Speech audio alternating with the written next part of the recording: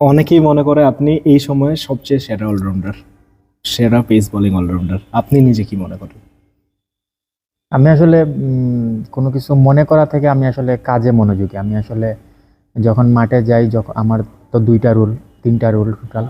তো আমি আসলে নিজের কাজ কাজ কাজ করতে পছন্দ করি। আসলে অনেকেই অনেক কিছু ভাবতে পারে আমাকে নিয়ে। তো আমি নিজেও বিশ্বাস করি যে না, আমি যেহেতু অলরাউন্ডার আমার কাজ বাড়াতে হবে আরও। সো এই জিনিসটা আমাকে অনেক উৎসাহিত করে কাজ করার জন্য, আমাকে আরও কীভাবে উন্নতি করা যায়। তো ডেফিনেটলি আপনি যেটা বললেন আমিও এগ্রি করি এই জিনিসটার সাথে। এই তো কিছুদিন আগেই এনসিএল খেললেন সিলেটের হয়ে, তখনও আপনাকে সেভাবে কেউ চিনতো না। প্রিমিয়ার লিগে ভালো খেলার জন্য অনেকে চিনলো। প্রথমবারের মতো এইচপি ক্যাম্পে হইলেন। মানে এই জার্নিটা, মানে এই এনসিএল এর সময়টা তো কি মনে হচ্ছিল যে আমি খুব দ্রুত এইচপিতে আসবো অথবা পিসিবির অধীনে চলে আসবো? না, যখন কিনা আমি ন্যাশনাল লিগ আমার ডেবু হইল, তখন মানে শুরু হইল, জাস্ট মাত্র শুরু করলাম।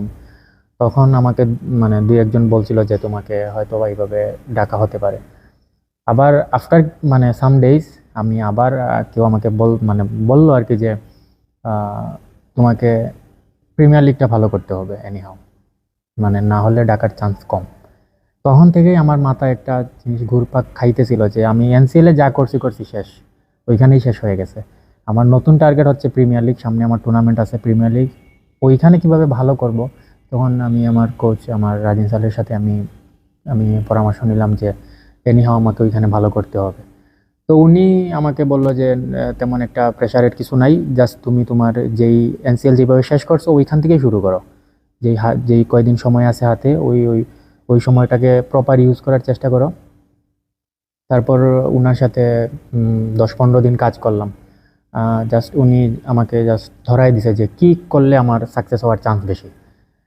ওইভাবে ওই সময় পাই না স্কিল করার, জাস্ট উনি আমাকে জাস্ট ধরাই দিছে যে কি করলে সাকসেসের চান্স বেশি। তারপর থেকে আস্তে আস্তে মাশাল্লাহ শুরু করছি, অ্যান্ড শেষটাও মোটামুটি আল্লাহর রহমতে ভালো করতে পারছি আর কি। প্রিমিয়ার লিগের যে পারফরমেন্স, ওভারঅল আপনি খুশি নিজের পারফরমেন্সে? না, আমি আসলে টুর্নামেন্টের শুরুর দিকে ৫টা ম্যাচ আমি অনেক মাশাল্লাহ অনেক ভালো করছি। আমার কাছে মনে হয়েছে আফটার ঈদ আমার পারফরমেন্সে আমি স্যাটিসফাইড না। আমার কাছে মনে হয়েছে যে আমি নর্মাল যদি খেলতাম তাহলে আমি আরও ১৫০-২০০ রান করতে পারতাম, আমার রান তাহলে ৪৫০ হয়ে যেত। আপনার বোলিং এর দিকটা, এটা ন্যাশনাল ক্রিকেট লিগে কিন্তু সবাই দেখেছে, কারণ ন্যাশনাল ক্রিকেট লিগে সিলেটের হয়ে আপনি প্রথম ওভারও বোলিং করেছেন এবং প্রথম স্পেলে সবসময় বোলিং করেছেন। তো নতুন বলে আপনি কেমন বোলিং করতে পারেন, মিডিলে কেমন করতে পারেন, পুরাতন বলে কেমন করতে পারেন, সেটা এনসিএল সবাই দেখেছে। একটা প্রমাণের জায়গা ছিল ব্যাটিং, যেটা প্রিমিয়ার লিগে মানে কিছুটা হলেও হয়তো আপনি পেরেছেন। কিন্তু স্পেশালি যদি জানতে চাই তাসকিন আহমেদের সাথে যে ব্যাটেলটা, তাসকিনকে ব্যাক টু ব্যাক ছক্কা মারা যে ব্যাপারটা, ওইটা এখন অব্দি আপনার সবচেয়ে মানে সেরা মোমেন্ট কিনা প্রিমিয়ার লিগের? আর ডেফিনেটলি আসলে উনি এখন তো আমাদের দেশের একটা ধরেন স্তম্ভ পেস বোলিংয়ের, ডেফিনেটলি। আসলে উনি সেই দিন আমরা সকালবেলা ব্যাটিং করতেছিলাম প্রথমে, তো উনি যখন প্রথম বলটা রান আপ নিয়ে যাইতেছিলেন ব্যাটসম্যানের দিকে, আমি জাস্ট অবাক হয়ে ওনার দিকে তাকাইছিলাম যে উনাকে কিভাবে ফেস করব। তখন দেখতেছি যে ওরা উনাকে ইজিলি হ্যান্ডেল করতেছে। তো আমি বসে বসে চিন্তা করলাম, যেহেতু ওরা পারতেছে আমিও মানে পারবো। আমি তখন আমার ভেতর থেকে একটা ভয় চলে গেছে যে না, ওরা দেখতেছি আরামসে খেলতেছে, আমার আমার আমার কোনো প্রবলেম হওয়ার কথা না। এই জাস্ট একটা মাইন্ডসেট নিয়ে গেছি আর কি। আর বাদ বাকি তো ধরেন সেট হয়েছি, যেরকম চাইছি ওই রকমই হয়েছে মাসাল্লাহ। প্রথমবার এইচপি ক্যাম্পে এসে কেমন লাগছে? ওয়ান্ডারফুল ফিলিং আসলে। ধরেন এখন আমরা একটা সিরিজে আছি, যেহেতু নট এইচপি, এইটা আসলে এখন আমাদের একটা ইন্টারন্যাশনাল সিরিজ। দেশের দেশের হয়ে আসলে খেলতে আসছি, এখন শুধু আর এইচপি না, বাংলাদেশ টিম হিসাবে গণ্য করাই হবে। তো অনেক দায়িত্ব কাঁধে। তো দেখি আসলে কতটুকু মানে সবার প্রত্যাশা পূরণ করতে পারি। আমার নিজেরও অনেক ইয়ে আছে যে আমি এইখানে ভালো করব, কারণ আমাদের সবারই আলটিমেট গোল কিন্তু বাংলাদেশ টিম। শুধু বাংলাদেশ টিমে খেলা না, আমাদের বাংলাদেশ টিমে অনেক দিন খেলার ইচ্ছা। শুধু খেলা না যে ১ ম্যাচ ২ ম্যাচ খেলবো পরে আবার বিদায় নিয়ে চলে যাব, এরকম না। জাস্ট শুরু তো মাত্র। তো এখান থেকেই কিভাবে বাংলাদেশ টিমে খেলা যায় সেই প্রসেসটা আর কি জানতেছি, বুঝতেছি। আর ইন ফিউচারে তো আরও কাজ হবে ইনশাল্লাহ।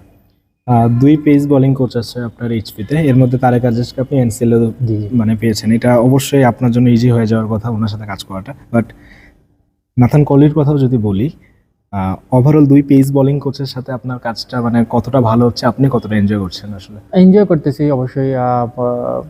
কোহলি উনি আমাকে জাস্ট বলছেন যে এখন যেহেতু সিরিজ চলতেছে তেমন একটা বেশি চেঞ্জ করার দরকার নেই, এখন জাস্ট তোমার যে স্ট্রেংথ আছে ওইটাতেই থাকো। আমরা জাস্ট নোটিস করতেছি যে তোমাকে নিয়ে আমরা পরবর্তীতে কী কী কাজ করতে পারি, এটা জাস্ট নোটিস করতেছি, বাট তুমি তোমার স্ট্রেংথে থাকো, এটা থেকে বের হওয়ার কোনো দরকার নেই।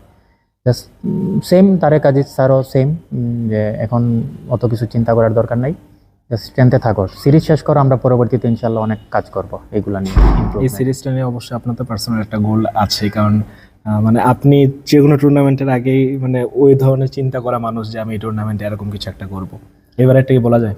আর ডেফিনেটলি আমার একটা ইচ্ছা আছে যে ম্যান অফ দ্য সিরিজ হওয়ার, ডেফিনেটলি আমি প্লেয়ার অফ দ্য টুর্নামেন্ট মানে এই সিরিজটার প্লেয়ার অফ দ্য সিরিজ হতে চাই, এইটাই আমার গোল। আমি আসলে জানান দিতে চাই যে বাংলাদেশ ক্রিকেটকে আমি আসতেছি। একদম শেষ প্রশ্ন, এই যে আপনি জানান দিতে চান বাংলাদেশ ক্রিকেটকে যে আপনি আসতেছেন, এই যে আসতেছেন এই জিনিসটা প্রুভ করার জন্য তো মাঠে পারফরমেন্স অবশ্যই Definitely. লাগবে। এর বাইরের যে দিকগুলো মানে পরিশ্রম থেকে শুরু করে ইচ এন্ড এভরিথিং, একজন পেশাদার ক্রিকেটারের টপ জায়গাতে থাকার জন্য যা যা লাগে সবকিছু আয়ত্ত করার পথে আপনি কতটুকু এগিয়েছেন এবং কি মনে হয় যে আপনি এখন কোন অবস্থানে আছেন আসলে? পরিশ্রমের ক্ষেত্রে তো ধরেন আমরা যেখানেই আছি আপাতত, এর আগে তো অনেক পরিশ্রম আছে, ডেফিনেটলি অনেক পরিশ্রম আছে।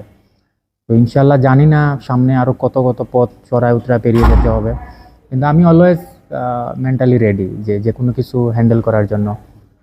প্রেশার সিচুয়েশন অ্যান্ড পরিশ্রম যাই হোক না কেন, এখান থেকেই কিন্তু প্লেয়াররা রেডি হয়ে যাইতেছে ন্যাশনাল টিমে, পরিশ্রম করে করে এখান থেকেই যাইতেছে। তো আমিও এইগুলা নিতেছি যে না আমাকে নিতে হবে, কারণ আমার হাই ইন্টেন্সিটির গেম, ইন্টারন্যাশনাল খেলতে হলে এখান থেকেই আমাকে রেডি হয়ে একদম যেতে হবে, না হলে তো আমি ওইখানে গিয়ে ইন্টারন্যাশনাল প্লেয়ারের সাথে খাপ খাইয়ে মিলাতে পারবো না।